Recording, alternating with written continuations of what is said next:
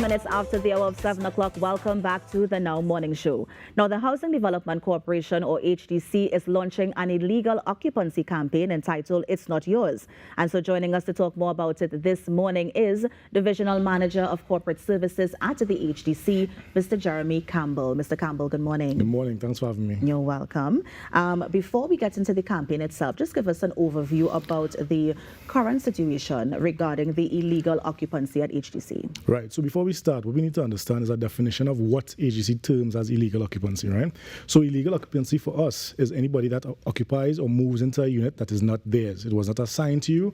It was not allocated to you. You moved into a property that there's no documentation that it is yours. Is that something like subletting?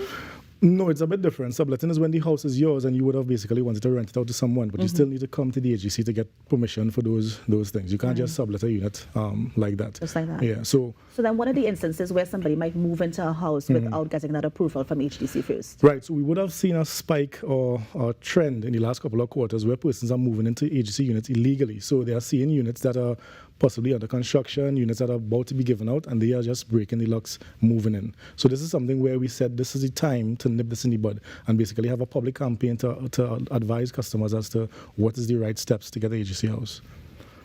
So are they squatting in an illegal house? That's one way to put it. Yeah, that's one way to put it. But what they are doing, obviously, is illegal. Obviously, there's an act, the Trespassing Act, which clearly states that breaking and entering into a property is obviously illegal. Yes. There's a $100,000 fine. There's a 15-year charge that comes with it. So the agency felt it necessary to ensure that the public understands that if you have not been assigned a unit, if agency has not given you a contract, a sale agreement, you have not paid for it, it is not yours. You cannot live in it. You cannot move in. It is illegal. And what sort of measures is HDC taking on the back end to address this? Right. So that's a good question. So what we would have done, this is a problem that has been systemic, and we would have been doing a lot of work in the background, right? So agency would have done numerous verifications. We would go to communities to determine who the occupants of the units are. So the social department would have gone out to verify biodata. This is the customer's name, income, but obviously they would have picked up that this is not the person who we have on our records. When they find that information, basically, they would then inform the security department, who would then start their investigations. But we have a lot of back-end work that has been taking place for quite a number of years, but we felt it necessary with the other campaigns that we had to ensure that customers understand, listen, this needs to stop, and we need to put a stop to it immediately. But Mr. Campbell, you mentioned this is a systemic problem, right? It's happened over a period of time. How do we have vacant houses that are not occupied so that people can actually go and occupy them? So it's two things. Basically, it's units that are under construction, that are new construction, and it's basically old historical traditional rental units, right? So the units are either under remediation or it's under construction. But obviously, no one can occupy a unit if it's under construction or under remediation. So persons have been moving in these units. But what we are saying is that's not the way to approach it. Exactly. Yes. So you would have realized over the past year, we had certain campaigns. We initially started with the HAFS campaign, where we said this is how you apply for a home. You go online so you know how to get a house. Then we had the more ways to pay over the last couple of months. When you get your house, this is how you pay for it. Right. So now we are basically moving a step further and saying, if you know someone who's doing illegal occupancy, come and tell the agency, and the persons who are doing it, that's not how you get an agency house. It's not yours. It is not yours. It is not yours. So don't occupy. Don't occupy. Now, are you working with any agencies, for example, the TTPS? So when that person moves in, are you going to bring the TTPS down to evict them? I mean, how does that work? Right. So the agency is a very caring organization. We are not in the business of evicting persons. That's not our mandate. Our mandate is to provide safe and affordable housing, right? So when we do identify persons who are illegally occupying the units, we issue what is called a notice to vacate. This is a legal document. Now, that document gives you 7 days minimum, but we can't give you more time to move out.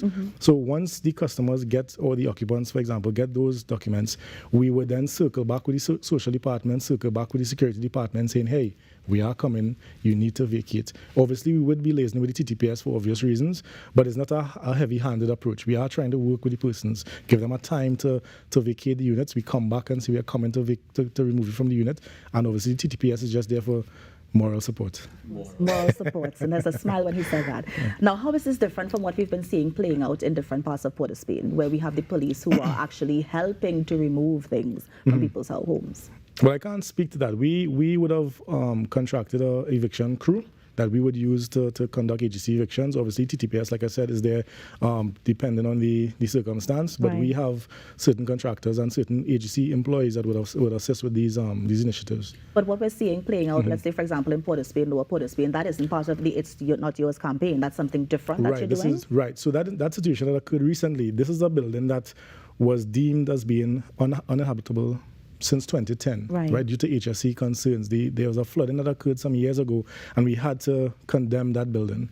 So persons who have been moving into that building obviously are living in very unsafe conditions, and being a respectable and a responsible landlord, we would have spoken to them numerous times indicating that you cannot live there. You're putting yourself and your kids at jeopardy. So we would have contacted them since February. We gave them time to move, but at the end of the day, we needed to get them out of there for their own safety. And they were relocated to other HDC apartments, or did you leave that up to them where they would find lodging? We left that up to them because those are illegal occupants. What I would like to say, though, is that there are two things happening simultaneously. One, once somebody moves into a unit illegally, right, you as an applicant, you would have applied for a home. You would have, went through the TTMF process, you would have been randomly selected, waited how much you have for years, and this illegal person is in the house. So therefore, you are now at a disadvantage because you can't move into your home. You have to continue paying whatever rent you're paying, or with your mother-in-law, or whatever circumstance you're in, so you can't occupy your property. Secondly, the taxpayer now has to pay money because the HDC now has to hire contractors, buy material to remediate this unit so that you can now move into. So those are the two very serious issues, which is why the HDC felt it necessary to have this public campaign about illegal occupancy.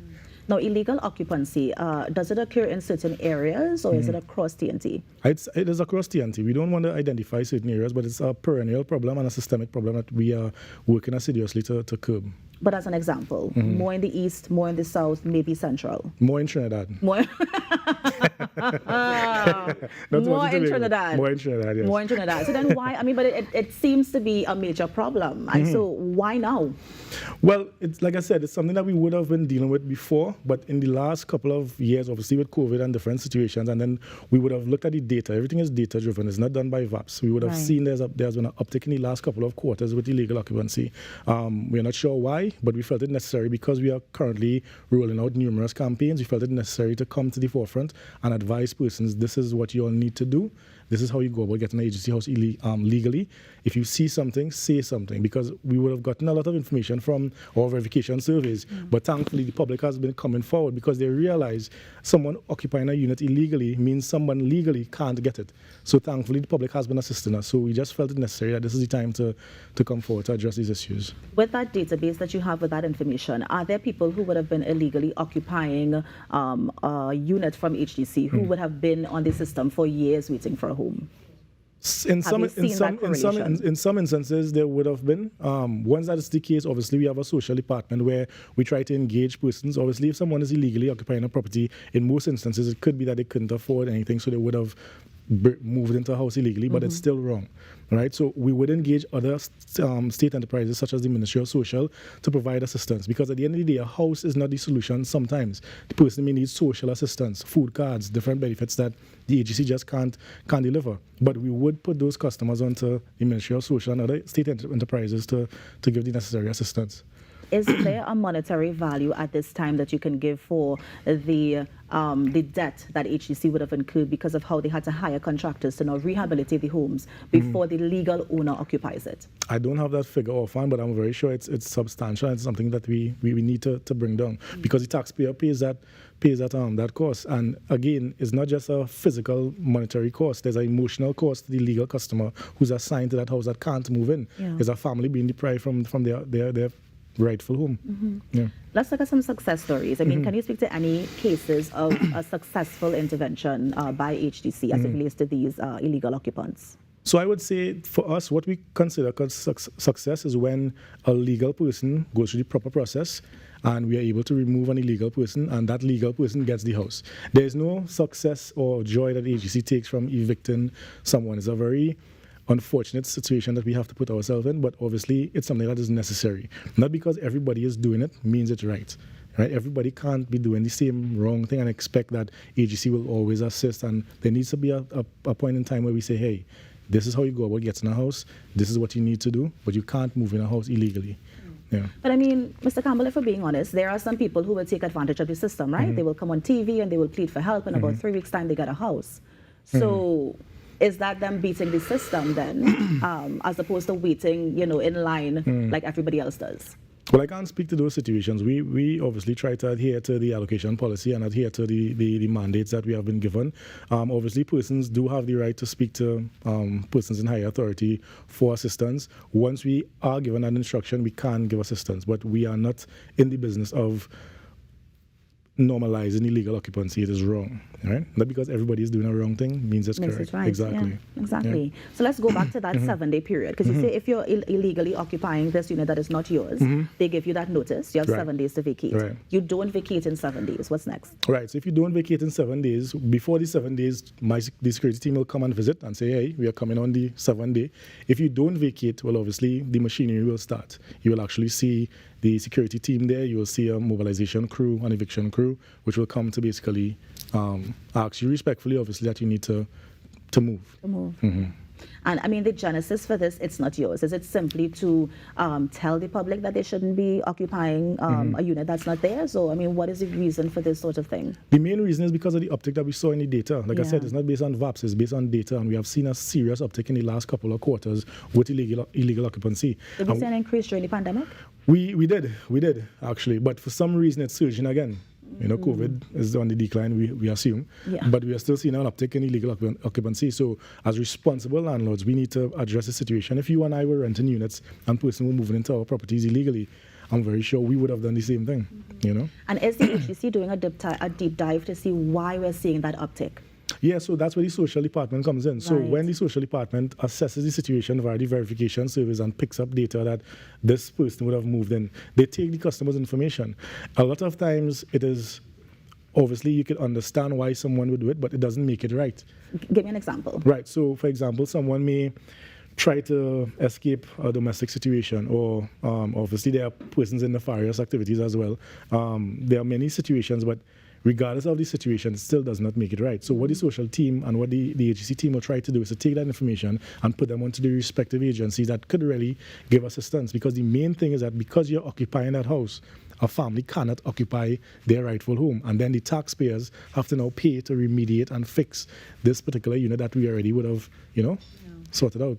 Now, earlier you mentioned it's a Trinidad problem, and that's fine. A Trinidad problem, yes. But can you give me some data in terms of how much of a Trinidad problem it is? For example, are we seeing 100 units per month, 200 units per month that are being illegally occupied? So it's a very fluid figure, and I don't want to give the figure just yet because it's a very fluid figure. We are continuously removing persons who are illegally occupying units, but obviously because of the uptick, if let's just say last month was 2, this month maybe 4, but next month maybe 3, because there's a continuous systemic effort by the agency to ensure that this illegal occupancy is curbed. Right, but the uptick is what's the issue for us, and that's why we want to make sure that we curb this surge that we are seeing. And final thoughts, Mr. Campbell? So my final thoughts, obviously, like I would have said before, not because everyone is doing a wrong thing means it's right.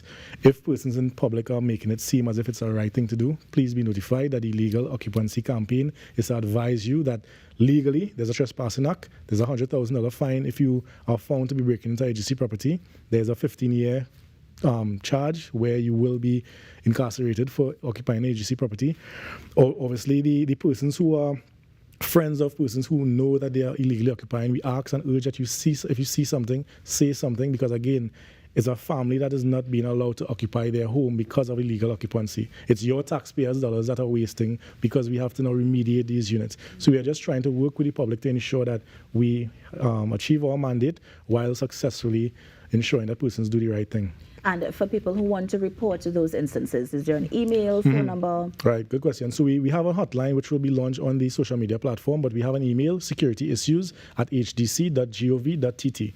Once the information comes there, the security team will then investigate and look at all cases and see how we can rectify them. Good. Yeah. Well, Mr. Campbell, thank you so much for coming in and me. talking about, of course, It's Not Yours, the campaign from the HDC to prevent illegal occupancy. Thank you so much. Thank you for having me.